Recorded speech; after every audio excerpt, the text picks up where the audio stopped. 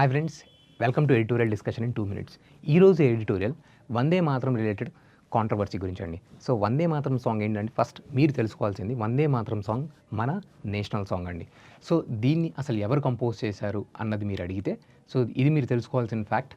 బంకిం చంద్ర చటోపాధ్యాయ గారు దీన్ని కంపోజ్ చేశారు అండ్ దీన్ని ఫస్ట్ టైం 1875లో బంగదర్శన్ అనే నావెల్లో దీన్ని రాయటం జరిగింది.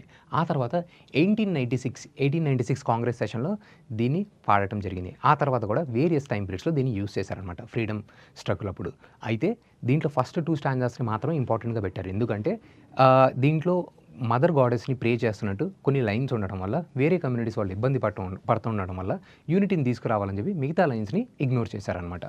అయితే ఇప్పుడు ఆ లైన్స్ వల్లనే కాంట్రవర్సీ. అయితే గవర్నమెంట్ క్వశ్చన్ ఏం చేస్తుందంటే, మీరు ముస్లిం లీగ్ పార్టీ ఏదైతే పార్టీ మన ఇండియా పార్టీషన్కి రోల్ ప్లే చేసిందో ఆ పార్టీకి మీరు తల వంచి డిలీట్ చేశారా అని చెప్పి క్వశ్చన్ చేయడం జరిగింది.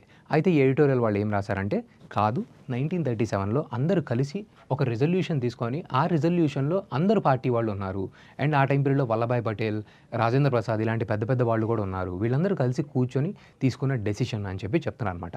అంతేకాదు 1937లో మాత్రమే కాదు, ఈవెన్ తర్వాత కూడా మనం కాన్స్టిట్యూంట్ అసెంబ్లీ టైం పీరియడ్లో కూడా ఎప్పుడైతే కాన్స్టిట్యూంట్ అసెంబ్లీ అంటే మన కాన్స్టిట్యూషన్ని ఫ్రేమ్ చేయడానికి ఫామ్ చేసిన అసెంబ్లీ, దాంట్లో కూడా మనకి 389 మెంబర్స్ ఉన్నారనమాట.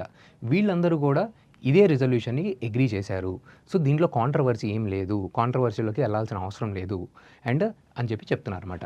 ఈ ఆర్టికల్లో ఇంకేం చెప్పారు అంటే, మనకి నేషనల్ సాంగ్ ఉన్నట్టే నేషనల్ యాంథమ్ జనగణమన సాంగ్ ఉంది. దాన్ని రవీంద్రనాథ్ ఠాగూర్ గారు రాశారు, మీ అందరికీ తెలుసు. అయితే నేషనల్ సాంగ్కి నేషనల్ యాంథమ్కి డిఫరెన్స్ ఉంది. ఫర్ సపోజ్ మీరు నేషనల్ యాంథమ్ని ఖచ్చితంగా రెస్పెక్ట్ చేయాలి, ఇది మీ ఫండమెంటల్ డ్యూటీ. ఈ ఫండమెంటల్ డ్యూటీని 42nd కాన్స్టిట్యూషన్ అమెండ్మెంట్ ద్వారా మనకి ఆర్టికల్ 51A యాడ్ చేసి మరి ఇంక్లూడ్ చేశారు. అలాగే we also have another thing, ఇంకో ప్రొవిజన్ ఏంటిదంటే మనకి prevention of insults to the national honour act అనేది కూడా ఒకటి ఉంది. మీరు నేషనల్ యాంథమ్ని డిస్రెస్పెక్ట్ చేస్తే మీ మీద కేసు ఫైల్ చేయొచ్చు. సో ఈ 2 ప్రొవిజన్స్ నేషనల్ యాంథమ్కి ఎక్స్ట్రా ప్రొటెక్షన్ ప్రొవైడ్ చేస్తుంది అనమాట. ఇదే ప్రొటెక్షన్ నేషనల్ సాంగ్కి అనేది లేదు. సో ఈ ఆర్టికల్ ఈ డిఫరెన్సెస్ని హైలైట్ చేస్తుంది. ఓకే, అండ్ ఓవరాల్గా మనము దీని గురించి ఫైట్ చేయాల్సిన అవసరం లేదు, we all respect them and finally కలిసికట్టుగా తీసుకున్న డెసిషన్ అని చెప్పి ఈ ఆర్టికల్ చెప్తుంది. ఓకే, సో మీకు దీనికి ప్రిలిమ్స్కి కావాల్సిన ఇన్ఫర్మేషన్ కూడా కవర్ అయింది అనుకుంటున్నాను, ఎడిటోరియల్ కూడా అర్థమైంది అండ్ కాంట్రవర్సీ కూడా తెలుసుకున్నారనుకుంటున్నాను. Okay, I hope this information has help. Thank you, bye by.